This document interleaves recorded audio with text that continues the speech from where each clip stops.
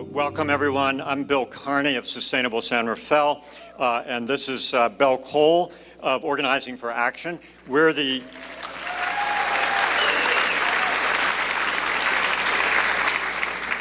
Thanks. We're the co-chairs of the Time to Lead on Climate Coalition, and we want to welcome you on behalf of our 13 partner organizations that have come together to help galvanize the awareness and the action that we need to solve the climate crisis. This is our 5th event dedicated to that purpose. You can see all of our partners highlighted in blue in your program, which will be your guide for the evening. The best outcome of these events is collaboration. The coming together both of our partner groups, but also of a huge and growing number of other community groups and businesses and churches, schools, government agencies, and more that are all rolling up their sleeves and working in concert to address this crisis that affects us all. We can see that this evening in the 50-plus groups that have participated in the Marin Climate Action Showcase that you've all just been enjoying outside. Also we'll be able to enjoy later tonight because there'll be some sweet treats out there after the program. And also a chance to keep talking and keep staying informed on what everybody's doing here in Marin. I want to thank all the groups for the success of the showcase. It's really been phenomenal, and especially the amazing work of our partner, Drive Clean Marin, and its chair, Carleen Cullen. They've done a wonderful job in making the showcase happen.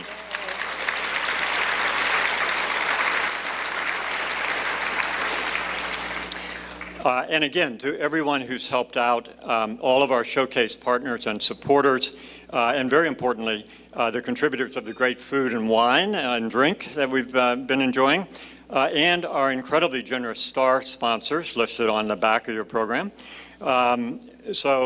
Again, hold on to this program, keep it. It is your guide to climate action in Marin. Get to know these groups and participate with them. And now to get the evening underway, here's Belle Cole.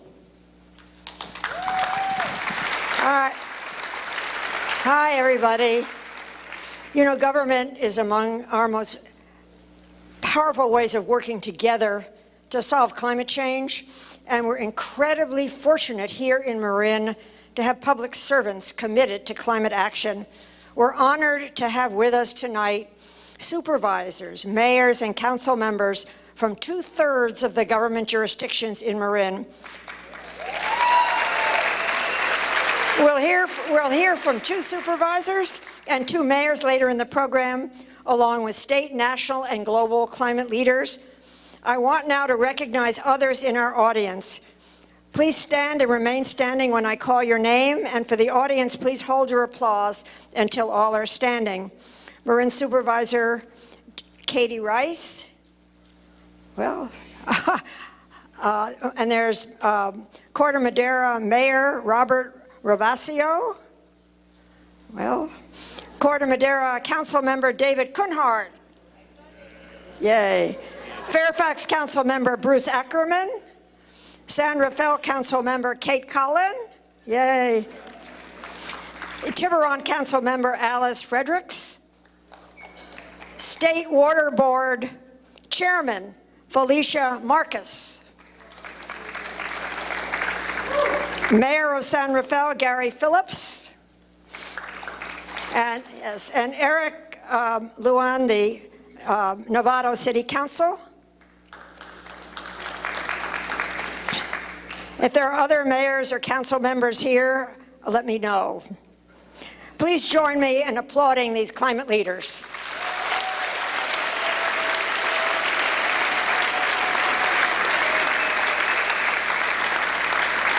And I would also like to extend a special welcome to the just hired manager of Marin Drawdown, Alex Portashower. Would she stand, please? And yay! And to all our guests from beyond the Bay Area, from other states and countries, Please stand. Thanks for being here in solidarity with the future of our planet. If you are from,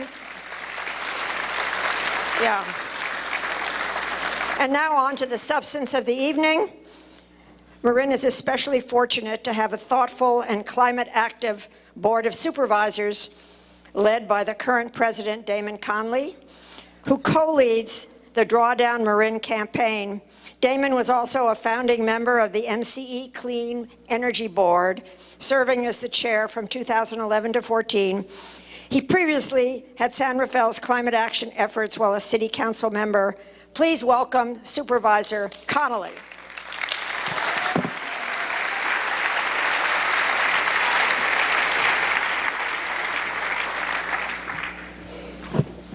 Good evening and welcome to Marin County, everyone. As president of the Marin Board of Supervisors, along with my colleague, Supervisor Kate Sears, we welcome you to our beautiful home.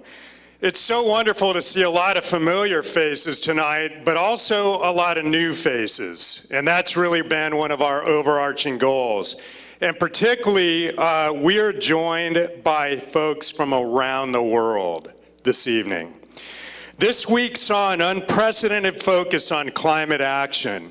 Stories from all over the world about why we must dramatically reduce our greenhouse gas emissions and how it is achievable, although, as we know, not easy. Tonight, we will hear from the world-renowned architect of the 2015 Paris Climate Accord. We will hear perspectives from Washington, from Sacramento, and from Marin leaders about what is being done now. We will hear tonight that we must see emissions begin to fall by 2020. California has set an ambitious goal this week by committing to 100% renewable energy by 2045. Let's give it up for that.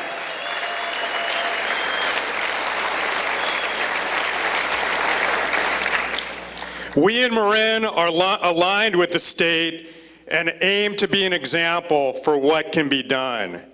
Through setting ambitious goals, hard work, collaboration, and yes, optimism, we can comply with the Paris Agreement with or without Washington.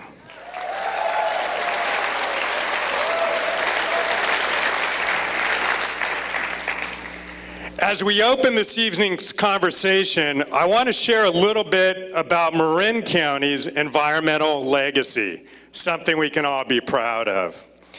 This has been long-standing, from pioneering efforts to protect open space to launching the first community choice energy program in the state of California, MCE Clean Energy.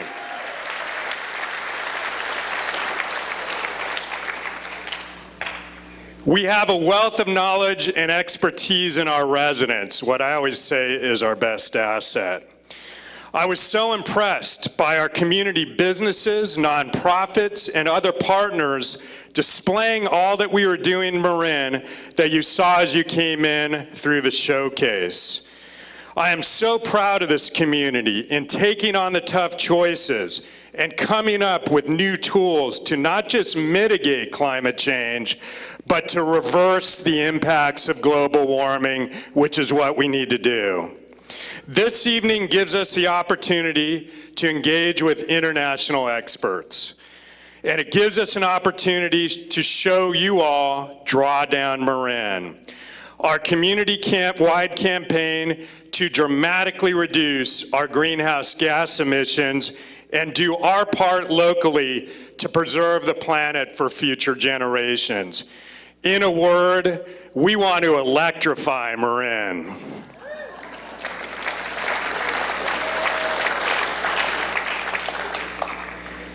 When Trump pulled out of the Paris Climate Accord last June, it didn't stop Marin. We need to keep going and speed up. Government cannot do this alone. Individuals cannot stop climate change alone. Businesses cannot single-handedly reduce climate change. Coming together as a community will pay for itself with improved health, resiliency, a stronger economy, and more job creation. As Al Gore said the other night, solar installation is the fastest growing job in America.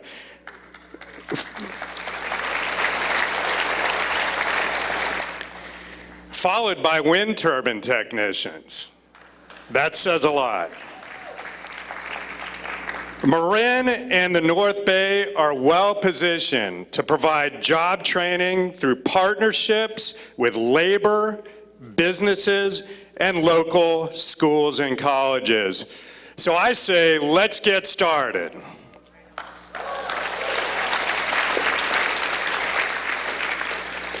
This evening, we will have an opening conversation with Daniel Kammen and Christiana Figueres.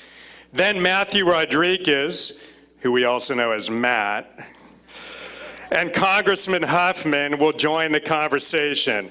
Before the discussion turns to the local level by bringing in Marin County Supervisor Kate Sears, Marin Mayors Josh Friday and Stephanie Moulton-Peters, and student activist Cameron Evans, a real superstar, I might add. Cameron, where are you? All right. As questions for the speakers occur to you throughout the evening, please write them down on the cards you found on your chair. You should allow three questions from the floor, otherwise it's controlled speech, not questions. Duly noted. We will be collecting your cards throughout the evening, so please pass your questions to the aisle. So at this time, I want to welcome to the stage my longtime friend, Daniel Kammen. At UC Berkeley, Dan holds faculty positions in the Energy and Resources Group, where he is chair, and the Goldman School of Public Policy. He was appointed the first Environment and Climate Partnership for the Americas Fellow by Secretary of State Hillary Clinton in 2010, and then Science Envoy for the U.S. State Department by President Obama and Secretary Kerry.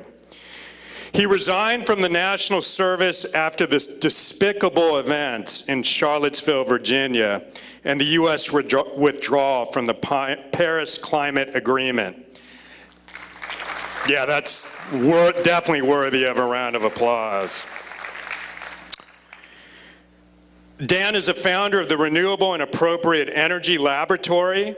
He has founded or is on the board of over 10 companies and has served as a contributing or coordinating lead author on or for an intergovernmental panel on climate change, which shared the 2007 Nobel Peace Prize.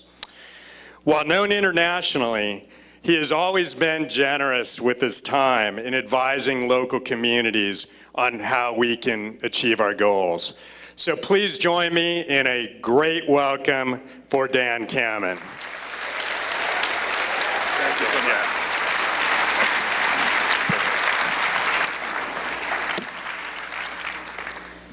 Well, I also want to add my welcome and thanks for everyone for being here and for our committee for organizing it. And I just want to give one more hand for all of the great food and information that was out front. So thank you all for being here.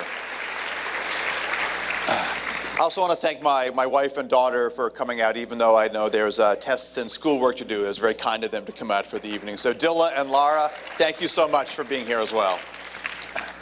So as you heard, we have a really interesting and I think important format. This is an expanding dialogue, meaning we will start off with a conversation largely about the events in the international climate process, where Christiana has played a critical, I would say, central role in this effort. And then we will bring in, as you heard, state and then a more local conversation as we go to make this about not only how we see the planetary sustainability, but how to act on it at the state and regional levels, the Republic of California, and the local level, and move this to an effort that is really what is being called more and more, not just an energy and sustainability transition, but a just transition, meaning it focuses on equity, jobs, economic diversity, and opportunities for minority groups and those who've been oppressed in a variety of ways. And I hope that all of those themes will come up here in the conversation. So I'm looking forward to both the comments from our speakers, but also to your questions as we move through the process. So before I bring up sort of an honored guest at the proceedings, not only here in Marin, but the whole week in DC, I just want to give just a few seconds on what I would say is the progression of process that we've seen in the international debate. We've had now 23 of these COPs, these Conference of the Parties, the international meetings on climate, going back to COP3, the Kyoto Protocol, going to the COP in Copenhagen, COP15, that we're calling a failure, even though in some ways it actually set the ground for success. And then the really remarkable efforts that Christiana has led us on up to and past the Paris Climate Accord, where the global community agreed to this 2-degree rail. And when I say 2-degree rail, that's 2 degrees C, and we've already used up one of those degrees. So we have basically frittered away half of our headroom to get to the climate goals we need to get to. And what we'll talk about in a bit with what's taken place locally, CCAs, what California has done, what a number of really innovative actions that have taken place in Europe, places like Kenya, a whole variety of places you might not think are climate leaders, are all really part of this broader dialogue on getting to green. And those of you who attended the parts of the summit this week or the many side events, including this one, I hope we'll get a real flavor of the degree to which we now see a clean energy transition as possible, but it's also one that needs to be sustainable on land, on food, on equity and jobs. And the protests out front of the climate conference were a really important example of understanding that this is not just about going from dirty energy to clean energy. It's about going from an increasingly inequitable and unjust society to one that puts those themes at the front.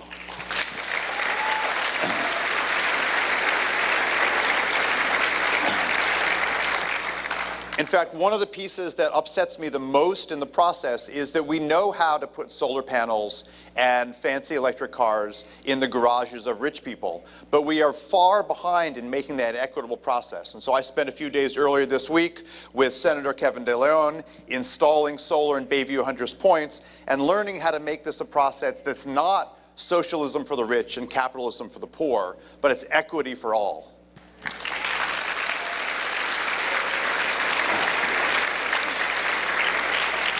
So let me invite Christiana Figueres up to the stage. She's a global leader on climate. She was Executive Secretary of the United Nations Framework on Climate Change. That's this COP process of meetings. And that's been essential in the dialogue that moved us beyond what happened in Copenhagen to a remarkable effort in Paris, where not only was the 2-degree level agreed to, but the so-called high ambition coalition of nations, which Christiana spent infinite hours negotiating with, called for 1.5 degrees. So being more aggressive than the negotiators went in with even at the beginning of the process. She directed the Conference of the Parties in Cancun in 2010, Durban 2011, Doha 12, Warsaw 13, Lima 14, and then the Paris Agreement. And I think one of the features that's so critical is that all groups, those that are in agreement and those that are warring parties in this process, all look to her to be the adult in the room, a leader that thinks about how to make this process just and equitable. And I've had the pleasure to be a co-author with her on a paper that was part of the effort that launched one of her current efforts, Mission 2020, which recognizes that while there's a lot of good ideas, we've frittered away a great deal of time. And Christiana's steadfast approach to saying 2020 needs to be not the point where we sign some other agreement, but that we have tangible evidence that we're making a change. So Christiana, welcome to the stage.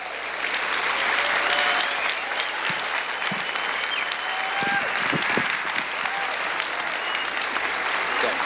Say hi to your brother for me too. I haven't seen him in about a year. I'm going to bring him up so you're right over here.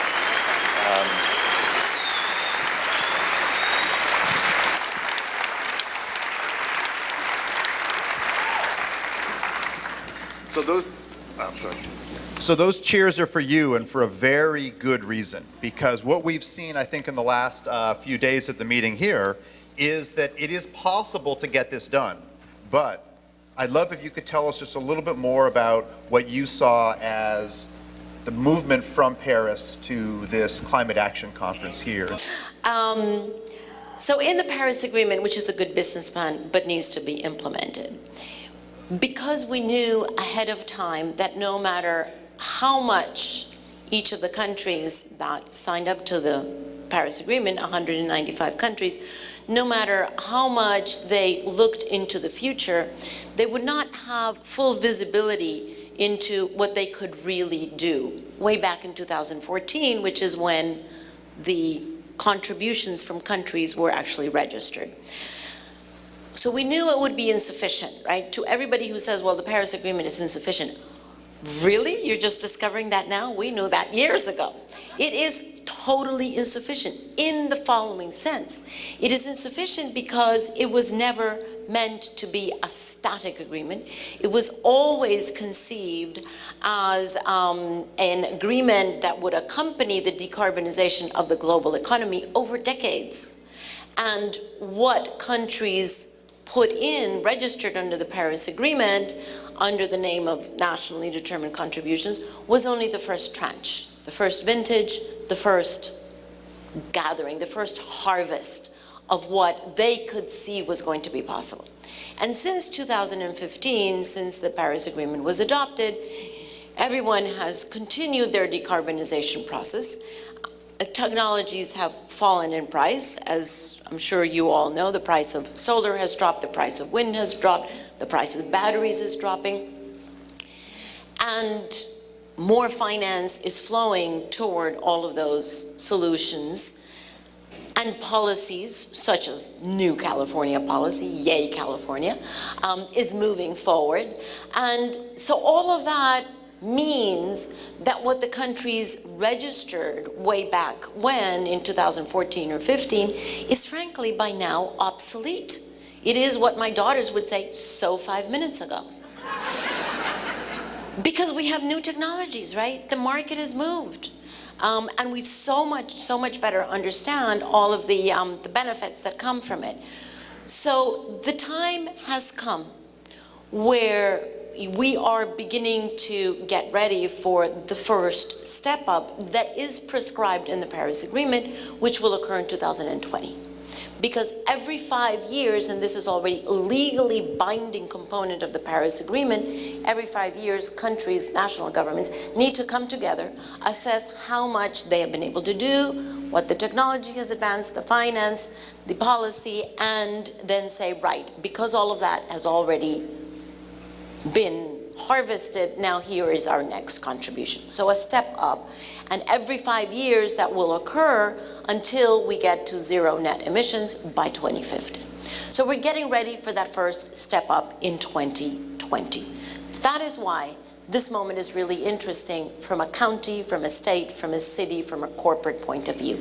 Because it is not the national governments that actually are the highest emitters. And if you're not the highest emitter, you don't have the highest potential to reduce your emissions. It's actually everybody else. It's cities, it's states, it's provinces, it's counties, it's corporations. That's where the emissions are. And together, of course, they make the national emission. But where they are locally is with each one of us.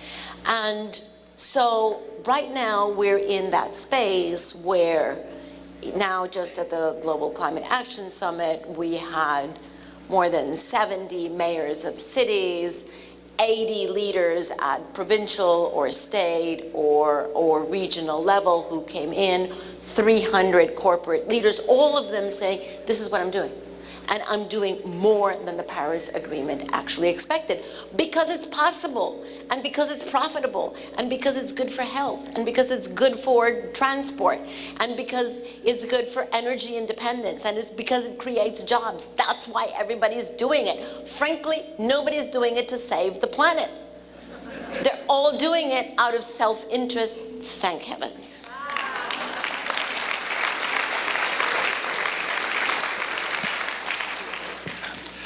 So, So Christiana highlighted this key feature that we're seeing action even without Washington, D.C. at the subnational level. And we were at a session together on, I think it was Tuesday, but it blurs now, where the under 2 MOU representatives all got up and said what they're doing. They highlighted in one place in Kalimantan in Indonesian Borneo that they're preserving forests and pushing back against palm oil, and that Portugal is installing not only onshore wind but offshore wind. You get this real diversity of efforts. And in terms of moving us quickly, this has been the antidote, I would say, to what Washington, D.C. and this sort of lack of interest in the process. Christiana highlighted that the costs have been lower than people thought, and every time we discover a new effort, a new initiative, building efficiency, investing in girls, a whole variety of things that may or may not seem related to climate in the beginning, we see these things are cheaper than they might otherwise be. And so I wonder if you could just talk a little bit about the range of efforts, both international and some of the national efforts, that seem to tie things that are not just strictly about carbon, that are proving better for our societies and better for our communities. Yeah, well, ultimately, in order to have the environmental integrity that we do need to count everything in equivalent tons of CO2, but that's not why we do it, right? And I am increasingly excited about the revolution around electric vehicles to begin with, because we already have 8 countries that have actually moved forward to either already ban the use of the internal combustion engine, or, yeah, very cool. Or to be considering already the date in which they will ban. And yeah, of course, so it's the usual suspects. It's Norway and France and, you know, all of the California, the country of California. But it's also unusual suspects, also unusual. Would you believe that India has actually already decided that as of 2030, no more sales of internal combustion engines? India. How cool is that? Now, again, are they doing it because they want to save the planet? No. They're doing it because they have, both India and China, people who live in those 2 fantastic countries, have this bad habit of wanting to breathe.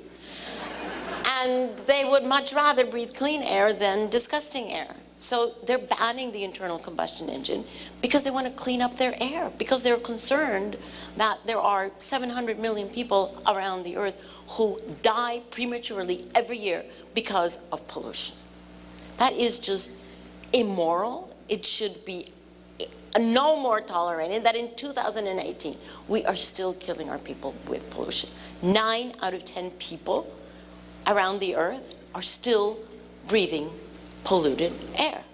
And the last report that came out of the Lancet Commission on air pollution, do you know where they put the United States, to not pick on India and China as much? On a scale of, you know, 1 to 200 more or less of countries. Where do you think the United States comes out? 100? 200? Okay, 1 being the worst and 200 being the best. The United States is, oh, so where are we? The what? No, well, not quite the worst. 6th in the world, sandwiched between Bangladesh and Indonesia. Good job, US, right? Good job. I mean, how is it possible?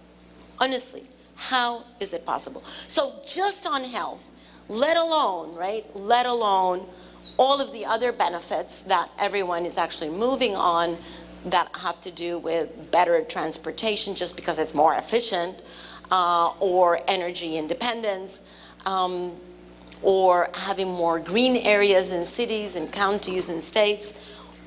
Just on that, so many countries, so many cities, so many provinces are beginning to revolutionize electricity, vehicles or transport actually, and just, you know, picture in this state in particular, I don't think it requires too much imagination to imagine that 10, 15 years from now, transport is not going to be about buying a product. It's not going to be about buying a vehicle. It's going to be about buying the service. And that service will take you from A to B at the hour that you want. You will never have to buy a vehicle. You'll get in the vehicle, you'll start putting your makeup on, answering the emails, doing whatever, and there will be no driver in the car, right? I mean, how cool is that? It is so cool. So I actually think, that climate is just a fantastic playground to modernize society and to prepare us for a century that is going to be dramatically different and so much better than last century. It's going to be cleaner, it's going to be more just, it's going to be much, much more stable, much safer. It's going to be the kind of world that we have envisioned, but that we have been so blind that we haven't created it, and it takes something with the impact of global climate change to wake us up and go, dudes, get the program, get with the program, right?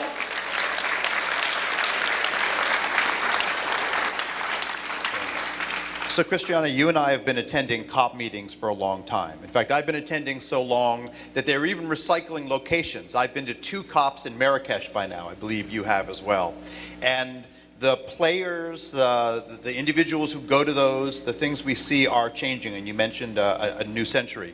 One of the features that I've been most excited about is to see this diversity of new people coming in, and women, no question. So here, Fran Pavley, author of our climate bill, your key role in this, President Bachelet from Brazil, of people who have really, I think, changed the dialogue. Can you speak a little bit about what we've benefited from by getting a more diverse set of individuals in this process, in particular women?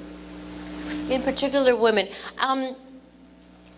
Well, my sense is that if you have 100% of human potential, it doesn't make any sense to just use 50%. Right? I mean, so dumb.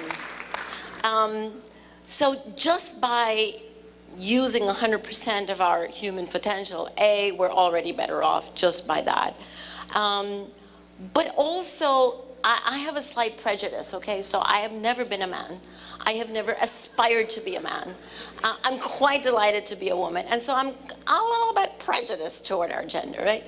So I actually think that that male and female leadership are fantastic when they're paired and when they're complementary to each other. And I think that for thousands of years, we have benefited from the leadership of males. But now we're beginning to benefit from the leadership of males with females. So the question is, what's different about it? And I think that the contribution of females in general, I'm not saying that you guys don't have it, it's just that we have a little bit more than you guys. So I think the contribution of female leadership is I think that we have a more innate, it's not that it can't be learned, but we have a more innate capacity to think and act long term. I think, and that's why it has to be complementary, right? Because males are so much more on today. And you have to be both today and tomorrow. You have to do both.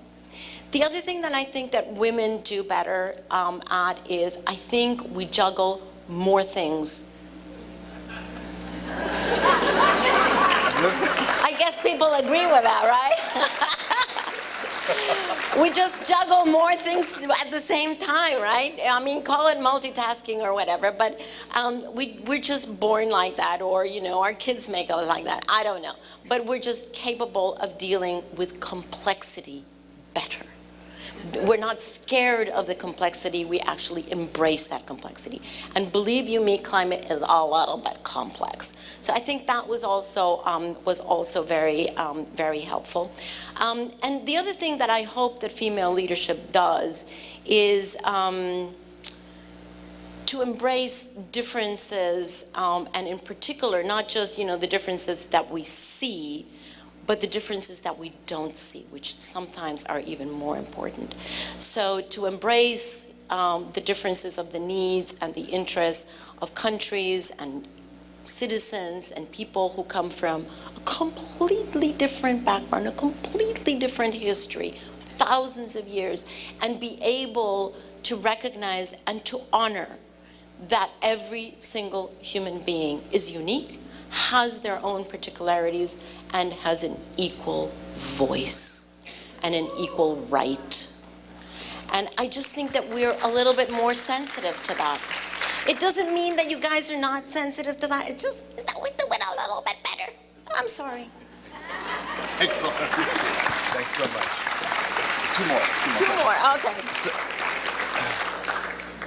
So now that you've given us the long-term view, and you'll be better at that, one of your short-term efforts is to highlight how critical it is to get real things done by 2020. And this paper that you led, and many of us, Governor Brown, myself, many others signed on to, was a call for action now, between now and 2020, so that we don't make the pace of change required so incredibly expensive that we bankrupt ourselves doing something that if we'd actually taken action, we could have got to. So can you describe what you're doing right now with Mission 2020?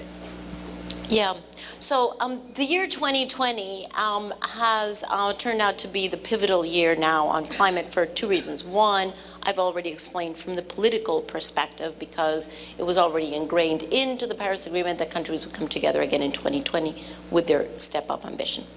But in addition to that, because the universe is wise, in addition to that, 2020 has been determined by science as being the last moment at which we, the citizens of the world, have to be able to put ourselves in the position of beginning the descent. And I think, Dan, you talked about that at the very beginning.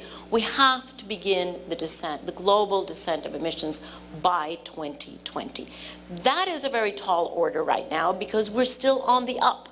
We're still increasing our emissions. Not in every country. We have 40 countries around the world that have already peaked their emissions and are beginning to come down, including this wonderful country, by the way.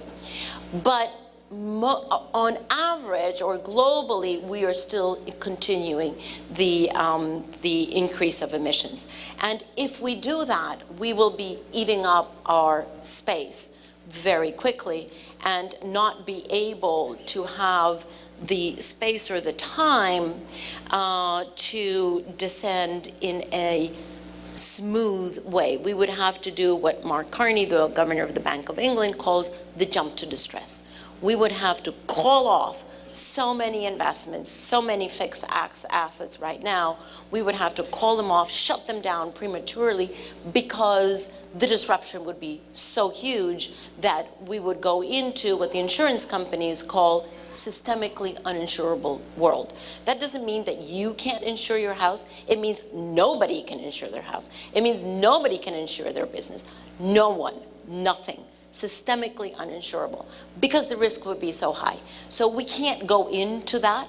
And so we don't want to put ourselves in the position of having to take draconian measures. We want to be able to do a smooth and just transition that includes everyone, that is smooth from an economic point of view, so that you don't have to lose the value of those assets as abruptly as we would do if we overshoot. So 2020 looms large. It looms very large, and the whole purpose of the Global Climate Action Summit in San Francisco this week was precisely to show, very much like you had your showcase here, to show on the global scale what is already occurring on decarbonization, to give national governments the confidence that next year they can start their step-up process, because they need to step it up next year. They need to start that whole revision and get their contributions ready so that they can register them in 2020. So the whole point was for enough from the private as well as from the subnational sector to have evidence there of decarbonization that is already occurring, that is making a difference, for the national governments to feel the confidence to say, yes, I can go to 2020 and increase my ambition. So last question, we'll have to do the lightning round version, and that is that when I started working on energy, I was working on cook stoves and small wind turbines in Nicaragua and in Costa Rica and elsewhere, and I got criticized by saying, you're trying to solve a global problem 1 watt, 1 household at a time. What do we really know now as the ability to scale up these local actions? I mean, is it enough? Well, everything is local. right? Everything is local, and everything has to occur somewhere. I mean, please tell me some emission reduction that doesn't occur somewhere in some geography, in some town, right? So it is really very artificial to say, oh, no, we have to do everything at the global level. The global level is only the sum total, the arithmetic total of what is occurring at the global level, at the local level. And the work that needs to be done is at the local level, whether that means in your company, in your home, in your community, in your city, in your state, whatever boundary you want to take. But there is no such thing as the global occurring in the abstract. It just doesn't exist. It's the sum total of all local action. And that is why it is so important what you're doing. Thank you so much. Really a pleasure. I'm not sure. I think down. But let's see. So now we continue to expand the conversation, and in the next phase of the game, microphones willing, which we'll see how that goes. Both Matt Rodriquez, our Secretary for the California EPA, and Jared Huffman, our Congressman, will be joining me on stage in a bit, and we'll do 10 minutes with each. Okay. Matt Rodriquez, who I hope many of you have worked with here in Marin and elsewhere, has worked on a range of issues. He was appointed in 2011 by Governor Jerry Brown, and he oversees a dizzying list. The California Air Resources Board, which is itself chaired by Mary Nichols, that manages the California greenhouse gas portfolio, but also, get ready, the Departments of Resources and Recycling and Recovery, the Toxic Substance Control, Pesticide Regulation, and the Office of Environmental Health and Hazard Assessment, and the State Water Resources Control Board. So I don't understand how you get anything done. I'm glad to know you get to walk a dog every now and then with an agenda like that. He came to the agency after over 24 years in the Department of Justice, and so Matt, both thank you for being here and welcome to the stage.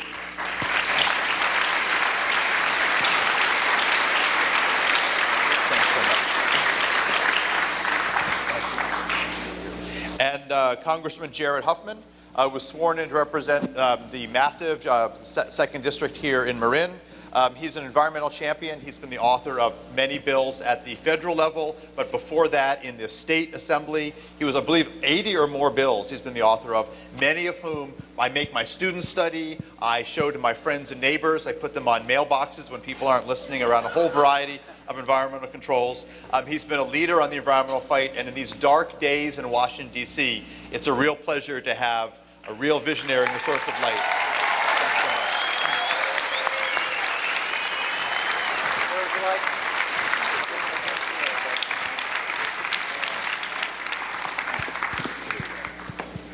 So again, microphones willing. I'm going to start with Matt, and then we'll move to the conversation with Jared. And so let me just start off with kind of the two initial biggies in the room, and that is at the Climate Action Summit on the first day, Governor Brown signed Senate Bill 100 and an executive order. And if you could describe a little bit, first Senate Bill 100 on electricity, and then we'll move to the executive order.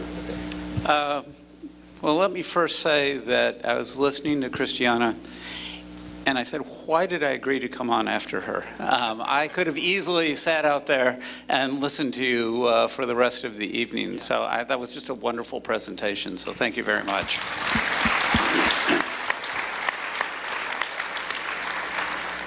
And now hopefully that's given me enough time to think about what I'm supposed to say here. Let's go to the point that was being made by Christiana so well, which is that we all knew the Paris Agreement wasn't going to solve everything because technology is changing. So let's see what we can do now.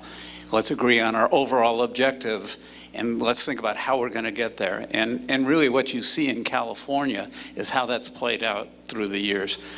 When there was that first discussion of can we get to 33% renewables by 2020, when that discussion came up in 2006 and that time period, everybody said, well, you can't do that, so don't set an unreasonable goal.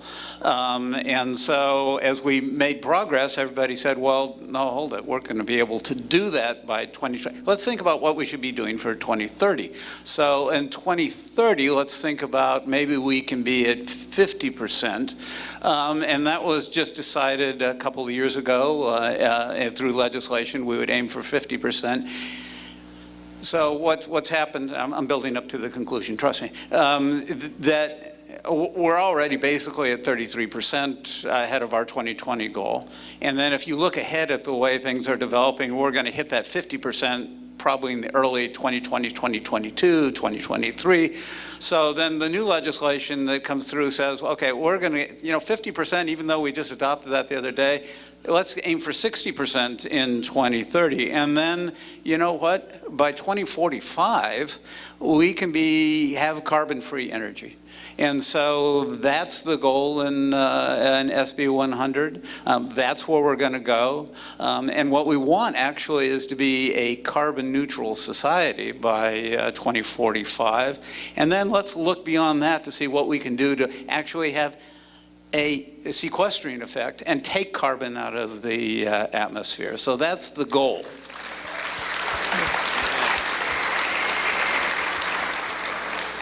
And this is a really exciting 1-2 punch. The 100% clean electricity by 2045, and then this path to think about becoming carbon negative. So regrowing trees, reinvesting in smarter agriculture, finding ways to both sustain and preserve the ocean so that we can really take advantage of the natural sinks. There's a whole variety of features here. Mm-hmm. Let me bring it back to the near term and the things that you have to deal with in terms of California EPA. Let me start off with probably the elephant in the room, and that is that Cal EPA has applied for successfully a series of waivers to be more aggressive than federal standards on vehicles, on a whole variety of things, year after year. We are now in challenging times, to put it mildly. How does Cal EPA think about its mandate and interact with the federal government right now? Well, first off, a short story. It was January of 2017. I was meeting with representatives from the Netherlands, and we had our little flags, because you always put your flags out on the table to show you're working together. And they pointed to the California flag, and they said, "California Republic, is that new?" You mean this? Yeah. Well, we'll have to think about it. You can see it back there in the corner over there. Our relations with the federal government, I will talk about the fact that I did spend 24 years in the Attorney General's office. Much of the early 2000s was spent in litigation against the federal government under the Bush administration. We had wonderful partners in the Obama administration. Now we're back to a situation where we don't have quite that same partnership, I will say, but... We're going to talk about that, Jared. Yeah.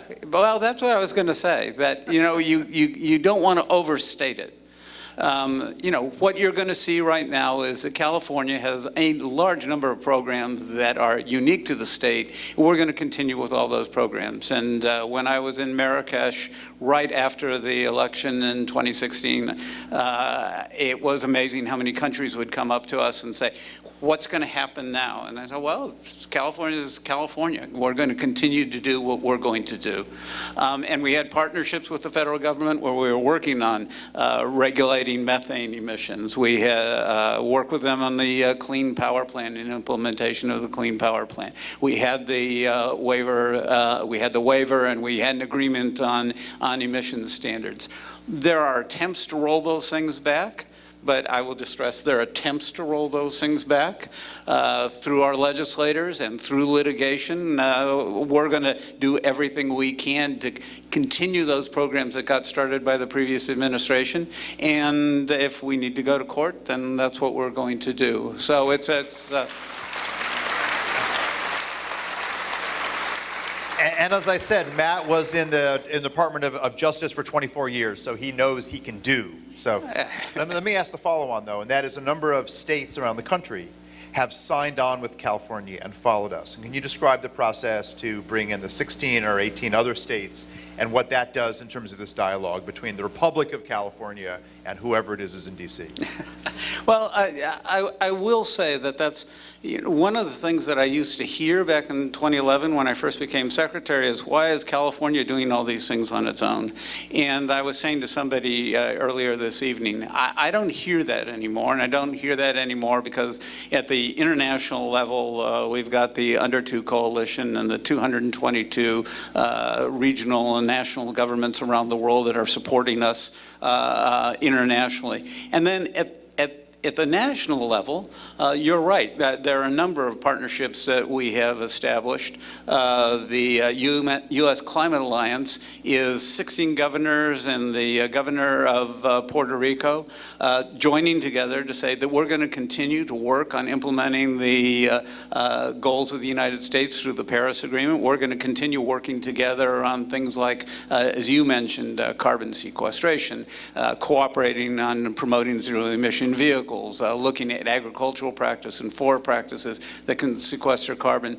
So there is a real partnership with other states and governors from around the world, and then you also see, or around the world, around the nation, but you also see the support that we're getting for our waiver and for our emission standards from other states that are working with us to defend those emission standards. There will be a hearing in Fresno week after next to discuss the proposal to perhaps rescind the waiver and freeze the emissions at 2021 levels. We're getting a number of calls from other states about, okay, how can we help?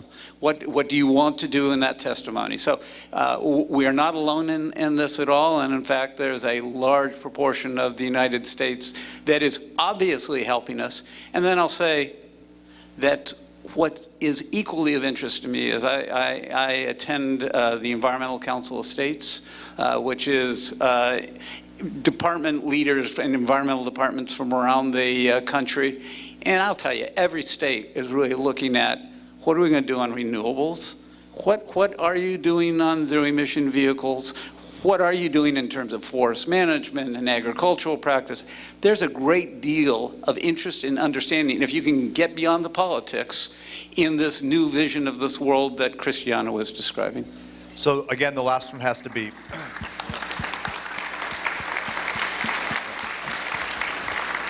so the last question has to be fast, and that is that things are not all rosy here in California. We have low-income people commuting long distances. We did not get everything we wanted in terms of regional interconnection on clean energy to make a bigger market. What's the biggest worry for you in what we're not getting done yet in California? You know, I think you've identified it, and I'm very glad that you've mentioned that. From the outset of this administration, we started to try and identify disadvantaged communities in the state. And by disadvantaged, I mean they are already burdened by pollution, and they don't have the socioeconomic resources to resist the problems attendant to that pollution by themselves. So we've identified those areas in the state, and we're trying to focus our funding in those areas to help those areas. So we're doing several things. Through our cap and trade program, we've generated $8.6 billion since 2012. By law, 35% of the cap and trade funds need to either go into low-income or disadvantaged communities. And the programs there are dealing with some of the issues that you identified, weatherization of buildings and providing transit, public transit, ride-share programs.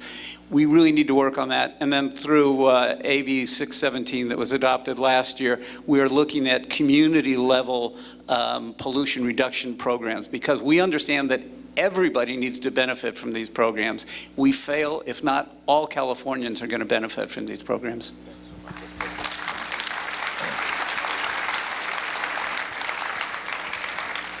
So we're going to move it to a few minutes with Jared to talk about some of the actions. And thank goodness that you did so much here in California before going to DC, so you can wise them all up on how things actually get done. We'll try. Okay. So first thing, I mean, obviously, it can't overstate how trying the times are now. Rollback of the Clean Power Plan, Mr. Trump trying to do away with some of the positive things on spending on low-income communities, on methane leaks, a whole variety of things. Where do you see the biggest leverage? And I'm going to leave aside what might happen in November, but if we look at right now, where do you see opportunities to work across the aisle even in this setting? Well, thanks, Dan. I have the unenviable task of reporting to you from Washington, D.C., so I just say, don't shoot the messenger, please. And before I dive into that, because it's not pretty, let me just say I'm always looking for rays of hope on this subject. And there's a lot of rays of hope here tonight.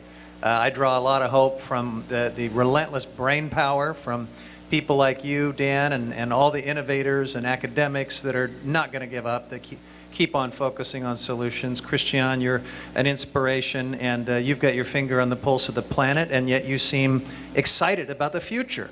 So that's wonderful. And then, of course, the leadership from the state of California is something we should all be incredibly proud of and inspired by. So I'm excited about all that. Now let me tell you how rotten it is in Washington.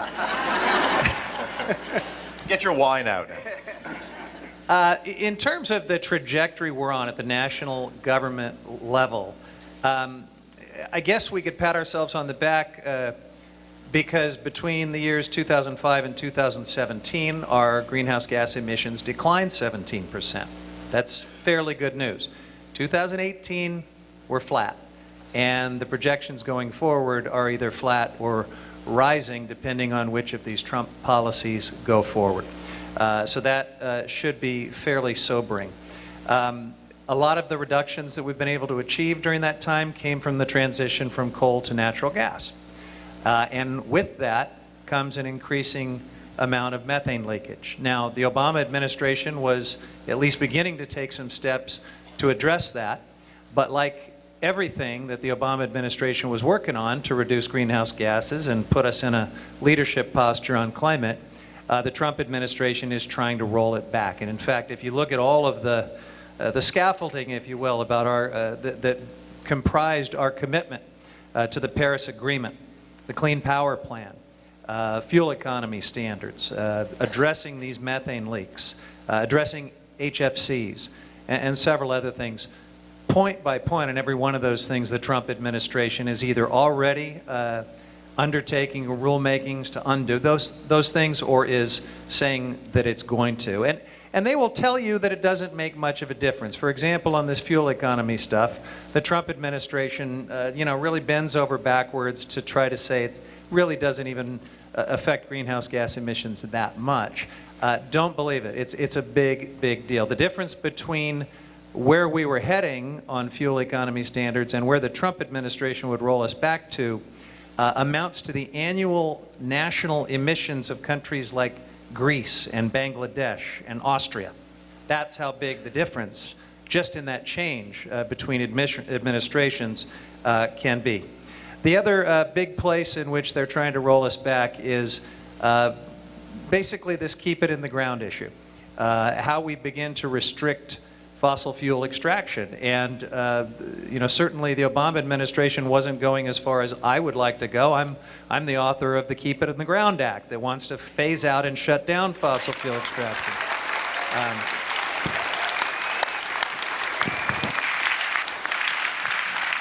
But you were seeing some places, the Arctic, certainly the Pacific coast and other places, off the table for new drilling.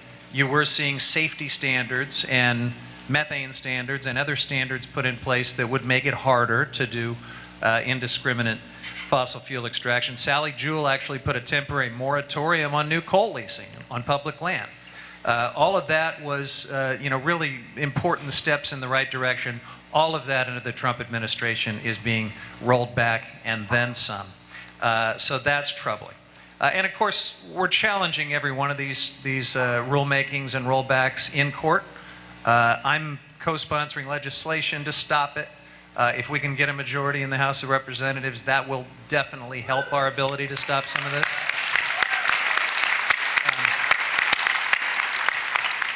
But I will just flag two more things for you, Dan, by way of all the bad news I have to report from Washington.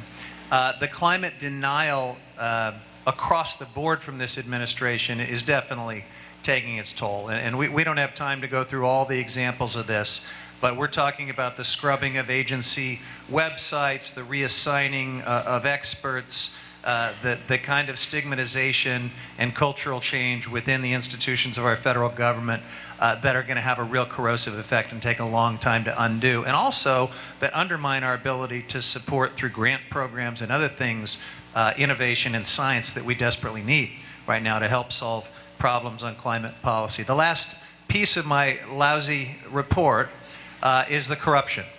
And we really shouldn't understate the significance of just how much this administration has handed the keys of government off to the fossil fuel and mining interests to line their pockets at our expense. That corruption is going to have to be undone too, and there are powerful, powerful political interests that will have to be confronted to get there. Now, all of this did not happen because of Donald Trump, or because of Scott Pruitt or Ryan Zinke or any other bad guy that you can point to. I will submit to you that all of this happened because millions of people in 2016 decided not to vote. So hold that thought.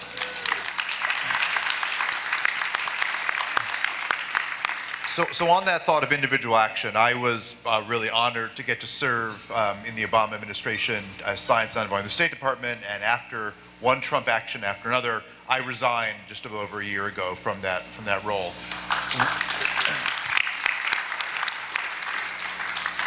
What do you see, though, in Washington as the opportunity to get citizens back engaged? When President Obama came in, we really saw an incredible upping of the quality of people across agencies. And my worry is that we've lost lots of people. How do we re-engage much more quickly than we did before? So voting, for sure, but what else do you see as an opportunity to get the kind of engagement that we have to have? It's a great question, and you're absolutely right. Public service right now we should be very grateful for the people at EPA and these other agencies that are sticking it out because they are miserable. And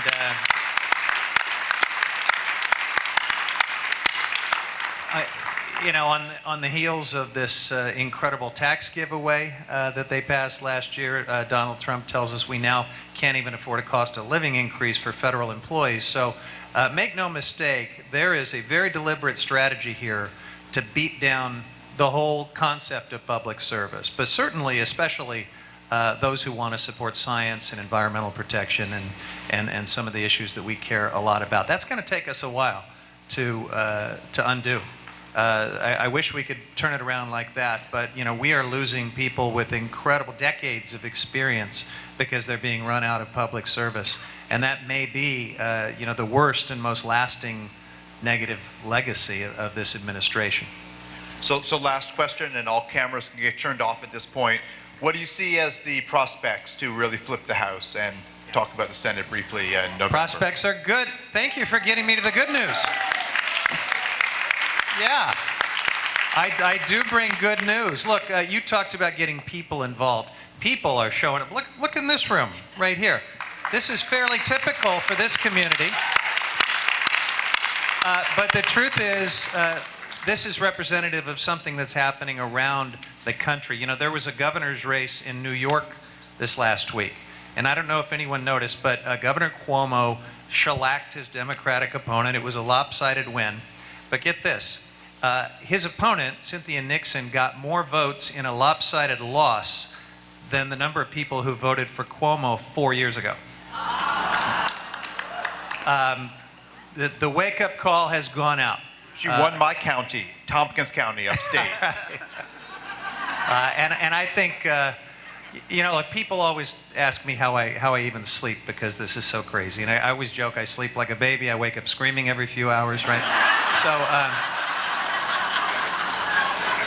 no matter how much sleep I lose because I'm at wit's end over Donald Trump and all of these things, and no matter how much sleep all of you lose, I want you to know Donald Trump is losing even more sleep this week. Okay?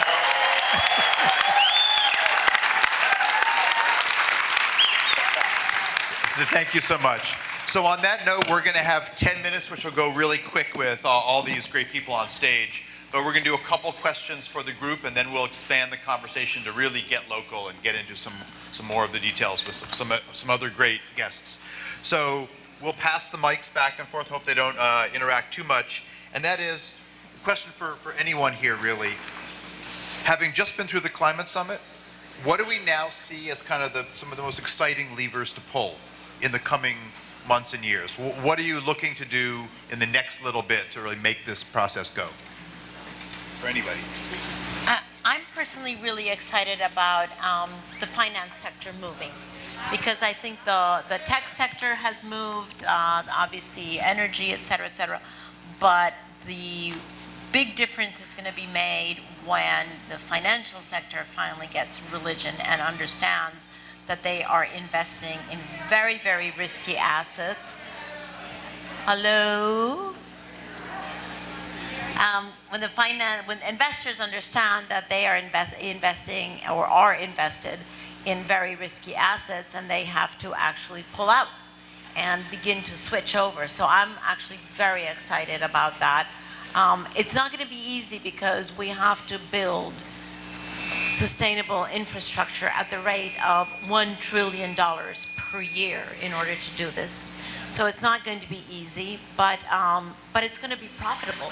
And where profit is, money will flow. Yeah, I will just say what's encouraging to me is the continued involvement of subnationals and regional governments in this whole discussion. We were fortunate to have representatives from all around the world, and so it really does address that question that we had in the United States. And it's an important message in the United States that we're not being asked to do things that other portions of the world are not being asked to do. And in fact, they're stepping up and working on it. And so I think that's a very, very important message that we want to carry forward.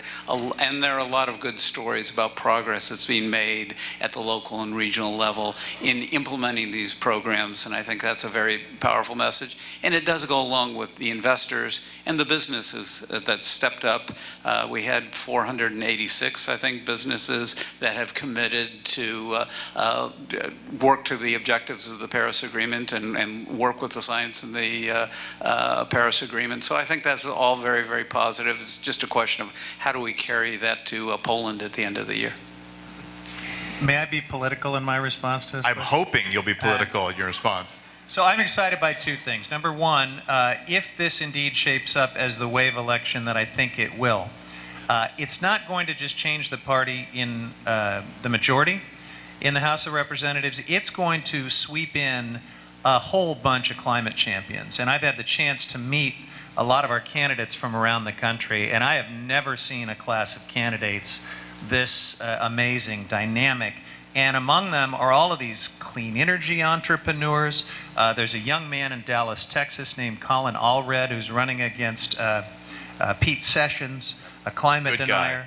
And Colin will talk to you about the need to have a clean economy and to phase out fossil fuels in the state of Texas. That's pretty exciting. So that's, but then the second thing is, Christiana mentioned the significance scientifically of the year 2020. 2020 is a real important political year too, because it's a redistricting year. And rewind 10 years ago, my party got blindsided in state house races and congressional races around the country, and it set up a decade of gerrymandering and kind of a policy stranglehold that the climate deniers had. We are potentially poised to turn that back on them this redistricting year. We are poised to win state houses and state legislatures, as well as a congressional majority heading into that critical redistricting year. So I'm fairly excited and optimistic about the next 10 years.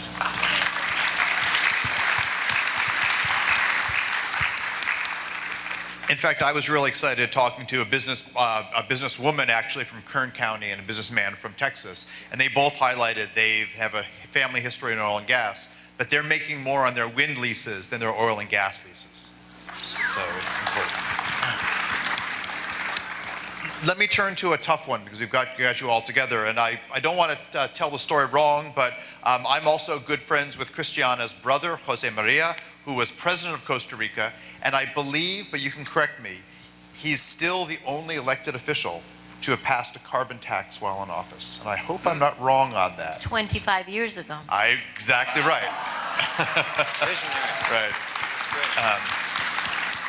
And so I want to ask each of you, what do you see as the prospects and the importance or not of carbon pricing, but not in cap and trade, but in thinking about taxes or revenue neutral, but to highlight what might be coming next in this process? Not cap and trade? So that kind of takes Matt out beyond cap and trade. So cap and trade also, but I mean, we're talking about taxes as well. So what do you think about carbon pricing, social cost of carbon, a number of the methods that we're talking about to think more broadly about putting a price on destroying the planet and destroying communities of color and destroying our natural environment?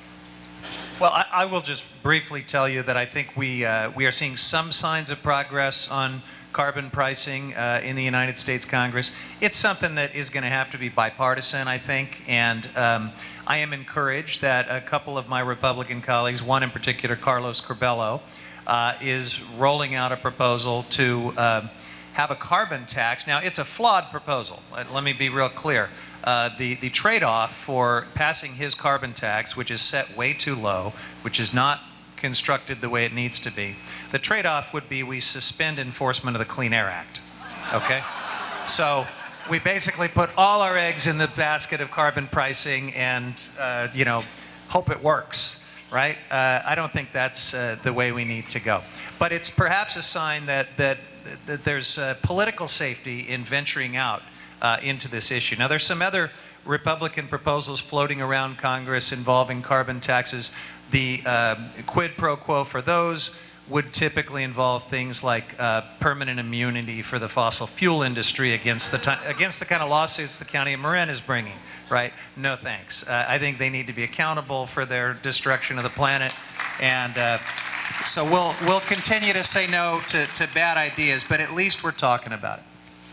Yeah, I'll just say that, as you know, we've extended the cap and trade program in California to 2030, and we continue to have an escalating price in the floor for carbon. So, you know, we've decided to go on that path, and as I said, take then the revenue that's generated by this program and reinvest it in our communities to make sure that the program is really benefiting all communities in California. That's very important. Having said that, you know, we work with a number of states and regions from around the world that may have a emissions trading program, or they may be looking at carbon taxes. The important thing is to put a price on carbon and to really do so in a way that will make a difference within your society. So, you know, we've decided on a path here in California that seems to be working. We've met our target for reductions for 2020 already. We've got a steep path towards 2030, but we're going to go ahead with that market. But I'll say that it's a market, but we've got many other programs that go along with it. We haven't put all our eggs in one basket. You know, we've got our renewable portfolio standard. We've got sustainable communities planning. We've got the investments in zero emission vehicles. So we're trying a whole number of things. But, you know, however you put a price on carbon, that's what we're interested in doing and working with other governments on. And so, you know, it is John Lennon, whatever gets you through the night is all right. So that's the way to go. And that really is, I think, the special sauce of California, that we have all of these individual sectoral goals. Some work more effectively than others. We learn and we tweak them, and then we also have this carbon price in the background. And I want to sort of congratulate everyone here, because one of the features of California's landmark SB 32, our climate goal to 2030, is that it's the first one I know of anywhere in the world, but I would love to be corrected, that puts real money into environmental justice. California's puts 35% of our carbon revenues that are already up to $10 billion a year. 35% is the floor that goes into minority and communities of color and disadvantaged communities. And I actually think that when we look back at 2030, we will likely think this was the piece of the legislation that was the most transformative. Yeah, I'll just add in and say that actually the expenditures are more like, you're right, the floor is 35, but we're actually putting in around 50% in these communities. The floor, yeah. Yep. Yep. So to start with the U.S., about which I know nothing, is it not true that the Baker-Schultz proposal actually is very innovative because they do want to put the revenues back into the citizens' pockets? Is that not correct? So the model that you fiat dividend? this is called, right, the so-called conservative approach to carbon. So we'll do real quick if we can, and then we'll move. Yeah, and I know we have some fee and dividend fans here in the audience. Citizens Climate Lobby, they are relentless in their organizing and activism on this issue. It's an elegant policy, and it does address the environmental justice issue and the potential regressive nature of a carbon tax. So I agree with Matt, though. Let's get whatever kind of carbon pricing we can. If I could find bipartisan support for fee and dividend, I'd be there tomorrow. I know you've got a lot of people who would love to come and testify to help you out on that one. But just to put a global perspective on that, let's not be deluded that there is no carbon price. The fact is we have 60 jurisdictions around the world that have a price on carbon. 40 of them actually are what you would call a carbon tax, and the other 20, or the other way around, the 40 are emissions trading systems, and the other are taxes. But you have 60 jurisdictions that already have it and that are beginning to link with each other. Quite exciting is the fact that one of those jurisdictions is a set of cities in China, 7 cities to be specific, that have actually served as pilot cases in China, and that China will, by the end of this year, announce an overall national carbon market with a carbon price. So I am here to announce that everything that you purchase and use will have an embedded carbon price, because we all use things from China, right?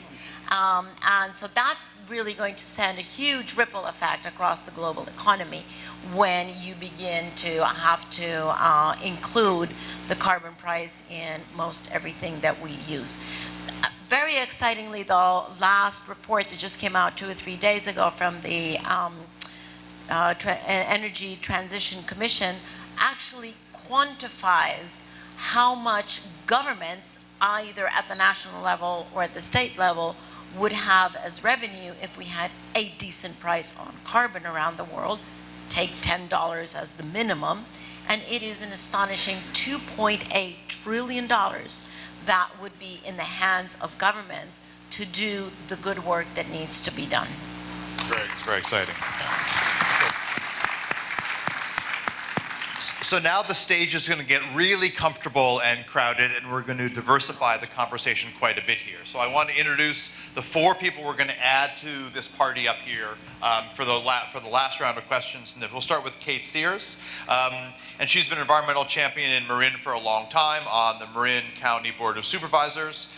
She's represented Southern Marin since 2011, and she's now chair of Marin Clean Energy.